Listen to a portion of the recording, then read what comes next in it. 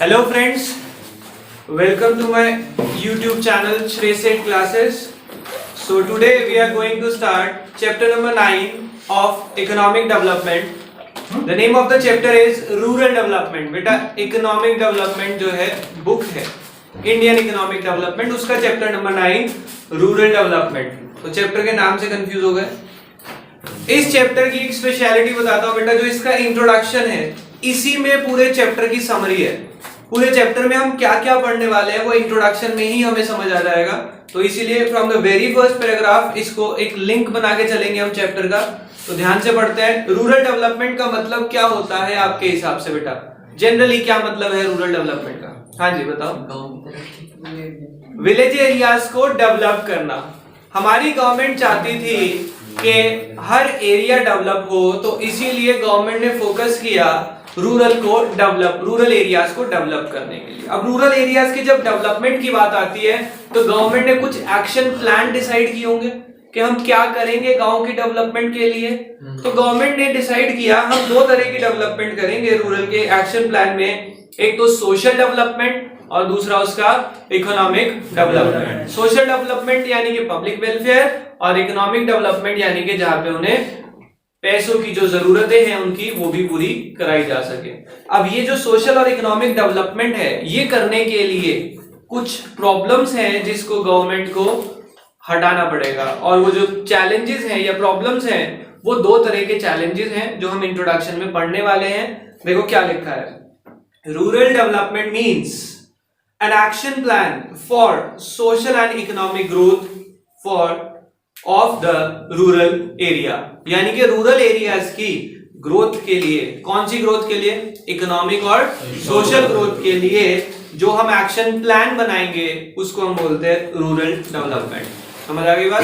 तो rural development is a means an action plan for social and economic growth of rural area. The action plan try to focus on, कह रहे इनका जो action plan है इसका focus किस पे होता है? Focus on lingering challenges and emerging challenges. इसका मतलब क्या हो बेटा? ध्यान से समझना.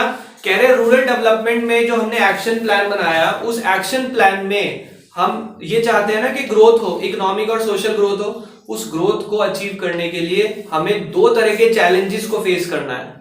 पहले तो लिंगरिंग चैलेंजेस. लिंगरिंग चैलेंजेस कौन से होते हैं? वो चैलेंजेस जो पुराने समय से चलते आ रहे हैं, जो लिंगर ऑन हो रहे हैं. लिंगर ऑन का मतलब क्या है?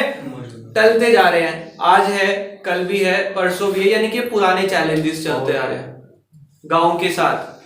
और कुछ नए नए चैलेंजेस भी आ रहे हैं. तो हमें दोनों चैलेंजेस को फेस करना है जिससे कि रूरल एरिया की डेवलपमेंट हो सके. अब जो पुराने चैलेंजेस हैं उसको नाम क्या दिया इन्होंने? Lingering challenges. एंड जो नए हैं उसको दिया इमर्जिंग चैलेंजेस. अब वो कह रहे हैं lingering challenges are related to, किस चीज से रिलेटेड है? रूरल क्रेडिट, यानी गांव के लोगों को क्रेडिट यानी कि उधार नहीं मिलता. एंड रूरल मार्केटिंग, उनके प्रोडक्ट को बेचने के लिए उनके पास कोई मार्केट नहीं है. ये प्रॉब्लम तो हम पहले पढ़ चुके हैं ना इंडिपेंडेंस के टाइम पे. तभी तो ये लिंगरिंग चैलेंजेस का पार्ट है. लिंगरिंग मतलब जो लिंगर ऑन हो रहे हैं, आज तक सॉल्व ही नहीं हो पाए वो चैलेंजेस. कौन कौन से हैं? दो, रूरल क्रेडिट और रूरल मार्केटिंग. ठीक है. अब वो कह रहे हैं emerging challenges are related to sustainable livelihood and organic farming. Sustainable livelihood का मतलब क्या है? कि हम क्रॉप को या हम लैंड को इतनी बुरी तरीके से यूज कर रहे हैं कि वो आने वाले टाइम की जनरेशन के लिए बचेगा ही नहीं. हम उसकी फर्टिलिटी को एंड अप करते जा रहे हैं, उसमें प्लास्टिक वगैरह इंसर्ट करके, केमिकल, इंसेक्टिसाइड्स, पेस्टिसाइड डाल के उसकी फर्टिलिटी को खराब कर रहे हैं. आने वाली जनरेशन के लिए बचेगा ही नहीं. तो इसीलिए कह रहे हैं कि हमें इमर्जिंग चैलेंजेस में सबसे पहला सोचना क्या है? सस्टेनेबल लाइवलीहुड, यानी कि उन रिसोर्सेज को ऐसे यूज करेंगे कि वो फ्यूचर जनरेशन के लिए बच जाए. एंड ऑर्गेनिक फार्मिंग, यानी कि हम जो फार्मिंग करेंगे अब किसके थ्रू करेंगे? कंपोस्ट और मेन्योर्स के थ्रू. हम इंसेक्टिसाइड, पेस्टिसाइड, फर्टिलाइजर्स इन सब का यूज ना करें. ये सब एक्चुअल में होना शुरू भी हो गया है. आप लोग देखते हैं काफी लोग अपने घरों में हर थोड़ी जगह निकाल के, हर घर में थोड़ी जगह निकाल के वो क्या कर रहे हैं? फार्मिंग करते हैं. लाइक एक छोटा सा पुदीने का पेड़ लगा लिया या अदरक लहसुन जो चाहिए, जो पेड़ ऐसे होते हैं जो हम घर के अंदर छोटे छोटे लगा के यूज कर सकते हैं, तो वो ऐसे प्रोडक्ट को यूज कर रहे हैं क्योंकि वो नेचुरल प्रोडक्ट चाहते हैं। जितना केमिकल फर्टिलाइजर से उगे हुए प्रोडक्ट हम कंज्यूम करते हैं, they are not fit for health, तो हम इसीलिए ऑर्गेनिक फार्मिंग की तरफ मूव करना चाहते हैं। तो समझ आया? अगर मैं चैप्टर के इंट्रोडक्शन की समरी बनाऊं, क्योंकि मेरा पूरा चैप्टर इसी पे बेस्ड है, तो एक बार बना लेते हैं कि हमारा जो रूरल डेवलपमेंट का पार्ट है ये क्या बताता है? Action plan. क्या बताता है आपको? एक्शन प्लान किस चीज के लिए? For economic and social development of rural areas. अब इसकी डेवलपमेंट करने के लिए हमें कुछ चैलेंजेस फेस करने हैं, which are of two types, lingering challenges और इमर्जिंग चैलेंजेस। ठीक है, lingering challenges are of two types. जो लिंगर ऑन हो रहे हैं, रूरल क्रेडिट और रूरल मार्केटिंग। और इमर्जिंग चैलेंजेस दो हैं, सस्टेनेबल लाइवलीहुड और ऑर्गेनिक फार्मिंग। समझ आ गई बात? अब हमारा टॉपिक देखो अगला क्या आएगा? Lingering challenges. देखो मैंने आपको पहले बता दिया, अब हम इसके लिंगरिंग चैलेंजेस में ये पढ़ेंगे दोनों पॉइंट डिटेल में, फिर इमर्जिंग चैलेंजेस में पढ़ेंगे, चैप्टर खत्म। यानी कि इंट्रोडक्शन में ही पूरा चैप्टर की समरी है आपकी एक तरह से। इतना बड़ा चैप्टर है लेकिन पढ़ने यही वाले हैं हम। ध्यान से पढ़ते हैं। पहला, लिंगरिंग चैलेंजेस, यानी कि पुराने चैलेंजेस क्या क्या आ रहे हैं हमारे। सबसे पहला लिखा है चैलेंज ऑफ रूरल क्रेडिट, यानी कि गांव के एरिया में हमें किसानों को उधार नहीं मिलता। ये जो क्रेडिट यानी पैसे की दिक्कत है किसानों के पास, इसको क्यों उधार की दिक्कत है, क्यों पैसों की दिक्कत है, ध्यान से समझेंगे। हमारे जो फार्मर्स हैं, हमें पता है कि इंडिया के जो फार्मर हैं दे आर मार्जिनल फार्मर्स, यानी कि स्मॉल फार्मर्स हैं। उनको जो फंड्स चाहिए, उस फंड्स को अरेंज करने के लिए वो कहीं से भी अवेलेबल नहीं हो रहे थे, तो उन्होंने गवर्नमेंट को कहा होगा और यही गवर्नमेंट को एक चैलेंज फेस करना पड़ा, दैट इज रूरल क्रेडिट। अब उन्हें पैसा चाहिए क्यों? उन्हें हर एक्टिविटी के लिए पैसा चाहिए किसान को, फिक्स एसेट खरीदने के लिए, लाइक मशीनरी वगैरह, थ्रेशर हो गया, कंबाइनर हो गया, या फिर आप ट्रैक्टर कह सकते हैं, या ट्यूबवेल सेटअप करने के लिए पैसा चाहिए, और रूटीन एक्टिविटी के लिए भी पैसा चाहिए, सीड्स डालने, इंसेक्टिसाइड्स लाने। तो देखो क्या लिखते हैं, challenge of rural credit. Rural credit और agriculture credit means credit for farming. Credit किसके लिए चाहिए उन्हें? फार्मिंग के लिए। Credit is lifeline of farming activity in the rural area. Credit कह रहे हैं, क्रेडिट जो है ना वो लाइफलाइन है, किस चीज के लिए? फार्मिंग के लिए इंडिया में। This is because of small and marginal farmers, क्योंकि हमारे फार्मर कौन है? बहुत छोटे फार्मर्स हैं जिनके पास फंडिंग नहीं है। Who produce only for subsistence, वो सिर्फ उगाते हैं किस लिए? अपने सर्वाइवल के लिए। And their gestation period and the gestation period between sowing and harvesting. gestation period मतलब मैंने आपको पहले ही बताया कि जब आप बीज बोते हैं और जब फसल कटती है उसके बीच में गैप होता है। अब हमारे किसान क्या है? स्मॉल और मार्जिनल, छोटे फार्मर है। अब जब बीज बोया और जब तक फसल बन के तैयार होके कटेगी, तब तक के टाइम पीरियड में उन्हें क्या चाहिए? खाने के लिए पैसा चाहिए, उनके पास वो भी नहीं है, तो इसीलिए फार्मर को क्रेडिट की जरूरत है। तो उन्होंने क्रेडिट की जरूरत के दो रीजन बताए कि हमारे फार्मर स्मॉल और मार्जिनल हैं जो सिर्फ सब्सिस्टेंस के लिए उगाते हैं। दूसरा, वो जो टाइम गैप है between sowing and harvesting, they do not have funds for that also, इसलिए उन्हें फंड्स की जरूरत है। और कह रहे हैं जो हम क्रेडिट देते हैं वो तीन तरह का उधार मिल सकता है, short term, medium term and long term credit. पहला हम पढ़ते हैं शॉर्ट टर्म क्रेडिट किस पर्पस के लिए मिलता है। It is basically required for purchase of input like seeds, pesticides, insecticides etcetera, and sometime for making payment of electricity bills. बिजली का बिल देने के लिए या इंसेक्टिसाइड, पेस्टिसाइड यानी रूटीन खर्चों के लिए अगर हमें पैसा चाहिए तो हमें शॉर्ट टर्म क्रेडिट लेना चाहिए। Short term credit is generally required by small and marginal farmers. कह रहे शॉर्ट टर्म क्रेडिट कौन लेते हैं generally? Small and marginal farmers लेते हैं, they are raised for the time period of 6 to 12 months। ये जनरली कितने समय के लिए लिया जाता है लोन? 6 से 12 महीने के लिए मिलता है। समझ आ गई बात? क्लियर हुआ? तो क्या है स्मॉल शॉर्ट टर्म क्रेडिट जो 6 से 12 महीने के लिए मिले, स्मॉल और मार्जिनल फार्मर को मिले, और पर्पस क्या होता है? इंसेक्टिसाइड, पेस्टिसाइड या फर्टिलाइजर खरीदने के लिए या फिर आपको इलेक्ट्रिसिटी बिल देने के लिए। समझ आ गया शॉर्ट टर्म क्रेडिट क्यों चाहिए उन्हें? yes, अब हम पढ़ते हैं मीडियम टर्म क्रेडिट क्यों मिलता है। Medium term credit are generally raised for a period of 12 months to 5 years, यानी कि 1 साल से 5 साल तक के लिए लोन चाहिए तो आप मीडियम टर्म क्रेडिट लेते हैं for the purpose of purchase of machinery, construction of fences, digging well etcetera. समझ रहे हैं? फेंसेस समझते हैं, जो बाउंड्री करते हैं, वो बाउंड्री के लिए चाहिए आपको, वो फेंसेस लगा के करते हैं ना, लकड़ी खड़ी करेंगे उस पे लोहे की तार लगा देते हैं, वो उसे फेंसेस बोलते हैं। कह रहे हैं मशीनरी खरीदनी है, कोई फेंसेस लगानी है आपने, या कुआं खोदना है आपको गांव में, वो अपने खेत के आसपास, इसके लिए जो पैसा चाहिए उसके लिए हम लेते हैं मीडियम टर्म क्रेडिट। उसका टाइम पीरियड होता है 12 महीने से 5 साल तक के लिए। नेक्स्ट है जो हमें मिलता है लॉन्ग टर्म क्रेडिट।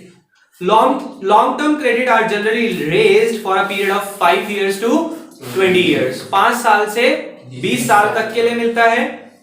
किस लिए मिलता है? For the purpose of purchasing and additional land. And नहीं है वो, एन आएगा वहां पे, एंड एडिशनल लैंड, और for carrying out improvement on existing land. कह रहे हैं ये जो लोन लेते हैं हम किस लिए लेते हैं? या तो नया लैंड खरीदने के लिए लेते हैं, या जो हमारा एग्जिस्टिंग लैंड है उसमें कोई इंप्रूवमेंट करनी है, उसमें कोई बिल्डिंग एरिया डेवलप करना है आपने, उसके लिए हम ये लोन लेते हैं लॉन्ग टर्म। कितने साल के लिए?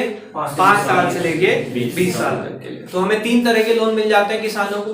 किसानों को लोन की जरूरत क्यों है? क्योंकि स्मॉल मार्जिनल फार्मर है, उनके पास फंडिंग की शॉर्टेज रहती है, और हार्वेस्टिंग और सोइंग के बीच में गैप है, जिसके लिए उन्हें फंड्स चाहिए। और फंड्स 3 तरह से मिल सकते हैं, शॉर्ट टर्म, मीडियम टर्म और लॉन्ग टर्म। समझ आ गया चैप्टर? साथ साथ होल्ड करके चलेंगे चैप्टर को, वरना स्किप हो जाएगा चैप्टर में है क्या।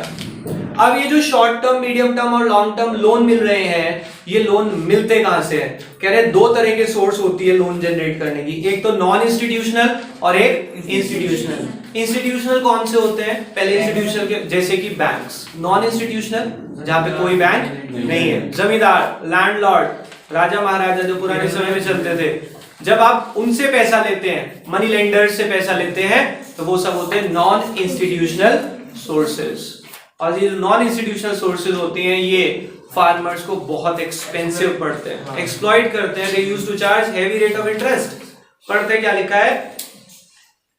The 3 important source of non-institutional rural credit are landlord, village traders and money lenders। आज की डेट में जो चल रहे हैं 3 है, landlords, village traders and money lender. Traditionally most of the credit needs of the farmer, यानी कह रहे हैं पुराने समय में, ट्रेडिशनली मतलब पुरानी बात कर रहे हैं, traditionally most of the credit needs of the farmer were made through these sources. कह रहे हैं पहले ज्यादातर ये जो जरूरतें हैं किसान की, उधार की जरूरतें इन सोर्सेज से पूरी होती थी। In the beginning of first 5-year plan, non institutional sources accounted 93 है बेटा वो 93% of the total borrowings of the farmer. यानी कि जितनी बोरोइंग थी ना फार्मर की, उसमें से 93% लोन उन्होंने किन से लिए हुए थे? नॉन इंस्टीट्यूशनल इन्वेस्टर, यानी कि मनी लेंडर्स, ट्रेडर्स और लैंडलॉर्ड से। ठीक है? Presently their share is declining day by day, और आज की डेट में ये जो इन्होंने क्रेडिट लिया हुआ है, ये नॉन इंस्टीट्यूशनल सोर्सेज से कम होता जा रहा है। क्यों? क्योंकि अब वहां पे बैंक डेवलप हो चुके हैं और बैंक किसानों को लोन दे रहे हैं। समझ आ गई बात? तो ये हो गए हमारे इंस्टीट्यूशनल सोर्सेज, नॉन इंस्टीट्यूशनल। अब हम पढ़ते हैं इंस्टीट्यूशनल सोर्सेज कौन से हैं। आपको सबको समझ ही आ गया इंस्टीट्यूशनल मतलब जो सरकार ने बैंक या फिर फाइनेंशियल इंस्टीट्यूट्स डेवलप करे हैं। फाइनेंशियल इंस्टीट्यूट्स का मतलब क्या होता है? जैसे आप सुनते भी हैं मुथूट फाइनेंस, वो बैंक नहीं है, दे आर फाइनेंशियल इंस्टीट्यूशन। जो बैंक की तरह काम करते हैं, पैसा देना किसी को लोन पे, वो उनका काम है, पर वो बैंक्स नहीं है। समझ रहे बात को? उन्हें हम बोलते हैं फाइनेंशियल इंस्टीट्यूशंस। पढ़ने वाले हैं, क्या लिखा है? Institutional sources. The institutional sources include government, cooperative society, commercial bank and the regional rural banks, RRB। ये जो RRB है, ये हमारी गवर्नमेंट ने स्पेशल सेटअप करा है। जैसे कोई भी गांव में जो बैंक बनेगा और वो किसानों को उधार देगा, उसकी नई कैटेगरी बना दी, रीजनल रूरल बैंक्स। हर रीजन का एक रूरल बैंक होता है, उसे गवर्नमेंट सपोर्ट मिलती है। आपने शायद गांव के इलाकों में, इंडिया में तो बहुत सारे रीजनल रूरल बैंक हैं। यूपी में आपने देखा होगा यूपी ग्रामीण बैंक। गांव में गए नहीं इसका मतलब कभी। गांव में नाम ही है यूपी यानी कि उत्तर प्रदेश, ग्रामीण यानी कि गांव, यूपी ग्रामीण बैंक। बेटा सरकारी बैंक है और लोग इस बैंक में भी जॉब करने के लिए बहुत अप्लाई कर रहे हैं, क्योंकि गांव की ब्रांचेस में आपको पता है काम कम होता है, सरकारी नौकरी है, सैलरी पूरी मिलती है। सहारनपुर में किस जगह? गांव में चले जाओ, सहारनपुर के बहुत गांव में है ये, जहां पे खेती होती है, जिन गांव में, वहां पे मिलते हैं, क्योंकि इनका मेन मोटिव ही है रूरल क्रेडिट बांटना फॉर एग्रीकल्चर पर्पस। ठीक है, चलो बेटा पढ़ते हैं। तो हमने इंस्टीट्यूशन बनाए हैं जैसे कि government, cooperative society, commercial banks and the regional rural banks. In the beginning of first 5-year plan, Lokesh, in the beginning of first 5-year plan, institutional sources accounted 7% of the credit needs of the farmer. कितनी needs पूरी करते थे? 7%। क्योंकि 93% तो non institutional था ना, तो institutional में फर्स्ट 5-year प्लान में कितना होने वाला है? सिर्फ 7%। ठीक है, but presently their share has increased over 66%। वो 66% से ज्यादा आज के टाइम में जो लोन है इन इंस्टीट्यूशनल सोर्सेज से मिले हुए हैं। Some important institution agencies are, जो हम पढ़ने वाले हैं, कुछ इंपॉर्टेंट एजेंसीज जो लोन दे रही हैं किसानों को, वो है सबसे पहला कोऑपरेटिव क्रेडिट सोसाइटी। इसका दूसरा नाम देखो, also called SHGS, self help groups. Self help groups यानी कि बेटा ध्यान से समझना, 11th में आपको कोऑपरेटिव सोसाइटी का मतलब पढ़ाया जाता है, जिन बच्चों को याद हो। उसमें हम कहते हैं कोई भी कोऑपरेटिव सोसाइटी में जो है, जो लोग मेंबर बनना चाहते हैं वो उस सोसाइटी को ज्वाइन करते हैं। हर मेंबर कुछ ना कुछ पेमेंट करता है। जैसे हम अकाउंट्स में पढ़ रहे हैं, एनजीओ भी बना लेते हैं, वो अपनी ऑर्गेनाइजेशन भी बना लेते हैं, कोऑपरेटिव सोसाइटी भी बना लेते हैं। उससे वो क्या करते हैं, जो भी फंड्स इकट्ठे हुए अपने मेंबर में से जिसको उसकी जरूरत है, ये पैसा उसको दे देते हैं बहुत कम रेट ऑफ इंटरेस्ट पे और विदाउट एनी लीगल फॉर्मेलिटी। ज्यादा लीगल फॉर्मेलिटी नहीं, थोड़ी बहुत लीगल फॉर्मेलिटी, डॉक्यूमेंटेशन थोड़ी बहुत करवाते हैं और इसको लोन दे देते हैं। कोऑपरेटिव सोसाइटी जो है, हमने वहां पढ़ा था बहुत सारे तरह की कोऑपरेटिव सोसाइटीज बनती हैं। हाउसिंग कोऑपरेटिव सोसाइटी आपने देखा है, यहाँ पे पैरामाउंट जैसी है। पैरामाउंट एक हाउसिंग कोऑपरेटिव सोसाइटी है जिसमें उस सोसाइटी के जो मेंबर हैं उनके लिए आपने देखा होगा शुरू में प्लेइंग एरिया बनाया हुआ है, जहां पे स्विमिंग पूल भी है, तो वो वहां के जो मेंबर्स हैं उनको फ्री है। तो ये क्या है, ऐसी कोऑपरेटिव सोसाइटी जो उस सोसाइटी के मेंबर है, हाउसिंग मेंबर, उनको फैसिलिटी दे रही है। ऐसे ही आपकी ये क्या है, क्रेडिट कोऑपरेटिव सोसाइटी। ये क्या करेंगे, अपने मेंबर्स को क्या देने वाले हैं, क्रेडिट। कहां से लेके आएंगे पैसा, मेंबर ही कंट्रीब्यूट करते हैं, जिसको जरूरत होती है वो पैसा रेज कर लेता है। तो यही है, देखो सबसे पहला cooperative credit society, also called self help groups. आगे बढ़ते हैं। दिस सोसाइटी प्रोवाइड्स, ये सोसाइटी क्या प्रोवाइड करती है, adequate credit to the farmers, reasonable rate of interest, at reasonable rate of interest. उधार तो देते हैं लेकिन कितने रेट पे, बहुत ही रीजनेबल रेट ऑफ इंटरेस्ट पे। Besides this, they also provide guidance in diversifying agriculture operation. यानी कि एग्रीकल्चर का जो ऑपरेशन है, जो आप एग्रीकल्चर प्रोड्यूस कर रहे हैं, उसे एक एक्टिविटी में मत लगाएं। वो कह रहे हैं आप अपनी एग्रीकल्चर एक्टिविटी को क्या करें, डाइवर्सिफाई करें। डाइवर्सिफाई का मतलब समझ रहे हैं आप, एक से ज्यादा क्रॉप उगाएं।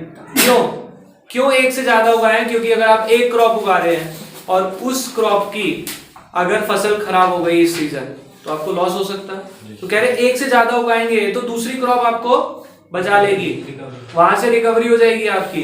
तो उन्होंने यही कहा है कि ये सिर्फ आपको उधार नहीं देते, beside this they also provide guidance in diversifying agriculture operation and raising the crop productivity. कैसे क्रॉप की प्रोडक्टिविटी बढ़ा सकते हैं, इसकी गाइडेंस भी देती है। समझ आ गई बात? तो हमने क्रेडिट कोऑपरेटिव सोसाइटी में सबसे पहला पॉइंट क्या पढ़ा अभी तक, कि वो अपने मेंबर को क्रेडिट देते हैं eight reasonable rate of interest. Loan देने के साथ साथ दे आल्सो प्रोवाइड गाइडेंस, वो गाइडेंस भी देते हैं कि आप अपनी प्रोडक्शन को कैसे बढ़ा सकते हैं और डाइवर्सिफाई कर सकते हैं। द सोसाइटी इंश्योर्स, ये सोसाइटी क्या श्योरिटी देती है अपने मेंबर को? Number 1, timely and quickly flow of credit to farmers, कि आपको समय से और बहुत जल्दी पैसा मिल जाएगा जब आपको जरूरत पड़ेगी। Number 2, elimination of money lenders, ये मनी लेंडर्स को हटाना चाहते हैं क्योंकि वो आपको एक्सप्लॉइट कर रहे हैं। और last, spreading credit facility across all the region, हर रीजन में किसानों को उधार मिल सके, ऐसी ये फैसिलिटी बनाना चाहते हैं। समझ आ गई बात? पहला इंस्टीट्यूशन क्या है? Cooperative credit society. दूसरा, आप सब जानते हैं इसे, state bank of India and other commercial banks. आप देखेंगे गांव में सबसे ज्यादा आपको स्टेट बैंक दिखता है। स्टेट बैंक दिखने का कारण है, सरकारी बैंक है, सरकार ने कहा है कि आप किसानों को सबसे ज्यादा मदद करेंगे। अगर कोई लॉस होता है तो आपने देखा होगा, न्यूज आती है कि गवर्नमेंट ने किसानों का इतना कर्जा माफ किया। वो गवर्नमेंट किसके थ्रू करवाती है? एसबीआई के थ्रू। वो गवर्नमेंट आरबीआई को बोलेगी, आरबीआई सारे बैंकों का बैंकर है, आरबीआई एसबीआई को गाइडलाइंस देगा कि किसानों का ये माफ करें। और किसानों की कैटेगरी में कौन डिसाइड करता होगा कौन एग्रीकल्चर क्रेडिट है? वो एसबीआई खुद डिसाइड करता है जब वो लोन देता है कि उसने किस पर्पस के लिए लोन दिया। जो डॉक्यूमेंटेशन होती है ना, आप देखते हैं कि इतने सारे कागज फिलअप करवा रहे हैं, उसमें लिखवाते हैं कि आपको लोन किस पर्पस के लिए चाहिए। और फिर वो उसका एंड यूज वेरिफिकेशन के लिए भी जाते हैं, देखते हैं, विजिट करते हैं बैंक के ऑफिसर्स के सच में पैसा वहीं पे लग रहा है, कहीं और फंडिंग तो नहीं हो रही इस पैसे की। तो इसके थ्रू वो एसबीआई के थ्रू किसानों को हेल्प कर रहे हैं। देखो क्या लिखा है, SBI was set up in 1955। कब बना था? 1955 में एसबीआई बनाया गया था with focus on rural credit. इनका फोकस क्या था? Rural credit. Government realize that cooperative society alone can not meet the needs of the farmer. कह रहे हैं कोऑपरेटिव सोसाइटी अकेली सारे फार्मर की जरूरत को पूरा नहीं कर सकती, hence commercial banks should also play an important role. इसीलिए कमर्शियल बैंक्स को भी एक इंपॉर्टेंट रोल प्ले करना पड़ेगा। These commercial bank offers, last word missing है ना, वो लिख रहे हैं आप साथ। These commercial bank offer credit to the farmer directly and through the cooperative societies indirectly। कह रहे हैं जो कमर्शियल बैंक है कुछ पैसा तो आपको डायरेक्टली दे देते हैं और कुछ कोऑपरेटिव सोसाइटी के थ्रू इनडायरेक्टली दिलवाते हैं। ये क्या करते हैं? ये बैंक कोऑपरेटिव सोसाइटी को उधार देते हैं और कोऑपरेटिव सोसाइटी के थ्रू वो फार्मर तक ही पहुंचने वाला है। तो इसीलिए अब देखो बेटा, ये आपने पढ़ लिया और आप साथ साथ लिख रहे थे, तो एक समरी सुनना इसकी क्या है। कह रहे हैं एसबीआई 1955 में बनाया गया था गवर्नमेंट द्वारा और मोटिव था कि किसानों को उधार मिल सके। क्यों ऐसा सोच रही थी गवर्नमेंट? क्योंकि गवर्नमेंट को पता था कि कोऑपरेटिव सोसाइटी अकेली सारे फार्मर्स की क्रेडिट नीड्स को सेटिस्फाई नहीं कर सकती, इसलिए उन्होंने सेटअप किया एसबीआई को, जो कुछ फंडिंग तो फार्मर्स को डायरेक्टली दे रही है और कुछ funding indirectly through cooperative society. समझ आ गई बात? आगे बढ़ते हैं। Next is regional rural banks and land development banks. ये लास्ट पढ़ेंगे आज हम। रीजनल रूरल बैंक्स, मैंने आपको बताया हर रीजन का अपना एक रूरल बैंक होगा जो गांव के एरिया के अंदर डेवलप होगा। यूपी का एग्जांपल दिया, यूपी ग्रामीण बैंक। आप किसी भी गांव में जाते हैं उस स्टेट के नाम से आपको एक बैंक जरूर मिलेगा जो उस एरिया का रूरल बैंक होगा। देखते हैं क्या लिखा है। These banks were set up to promote credit supplies in the remote rural areas। ये जनरली कहाँ बनाए जाते हैं? रूरल एरियाज के रिमोट एरिया यानी कि जहां तक शायद पहुंचने के लिए पक्की सड़क भी नहीं बनी हुई, वहां पे भी लोग रह रहे हैं। उन एरियाज में ये आरआरबी सेटअप किए जाते हैं, regional rural banks. Remote areas and the backward area. तो आप रिमोट को लिख सकते हैं इंटीरियर, या लिखा हुआ है वहां पे डीप यानी कि ज्यादा अंदर के एरियाज जो होते हैं जहां पे आप इजीली क्रेडिट नहीं पहुंचा सकते, वहां के लिए बनाए गए हैं regional rural banks. These banks operate at district level। ये बैंक किस लेवल पे ऑपरेट करते हैं? अभी बताया रीजनल रूरल, तभी तो है इसका नाम। These banks are operate at district level and try to fulfill the credit need of the weaker section of the rural population। किसको उधार देने वाले हैं ये? रूरल एरिया की जो वीकर पॉपुलेशन है, जिसके पास पैसे की शॉर्टेज है। ठीक है, इसके बाद लास्ट पॉइंट हमारा इसका बचता है, दैट वाज नाबार्ड। नाबार्ड आप समझते हैं क्या होता है? National bank for agriculture and rural development. इसकी फुल फॉर्म भी आ सकती है, मैंने आपको बताया था। ये आखिरी आपका रूरल क्रेडिटिंग का कौन सा वाला पार्ट है? रूरल क्रेडिट के दो पार्ट बने ना आगे, इंस्टीट्यूशनल और नॉन इंस्टीट्यूशनल। तो पूरा हो गया। इंस्टीट्यूशनल के 3 पॉइंट पढ़ लिए, टोटल 4 है। ये लास्ट 4th पॉइंट बचता है, दैट इज नाबार्ड, जो हम पढ़ेंगे कल। लेकिन मैं इसीलिए बता रहा हूं, कल जब मैं नाबार्ड शुरू करूंगा तो आपको पता होना चाहिए व्हाट इज नाबार्ड, मतलब नाबार्ड किस चीज के लिए हम पढ़ रहे हैं। इंस्टीट्यूशनल का 4th पॉइंट समझ आ गई बात? इसके बारे में कल पढ़ेंगे। क्लियर? अभी हम इतना ही पढ़ते हैं फिलहाल। Bye bye.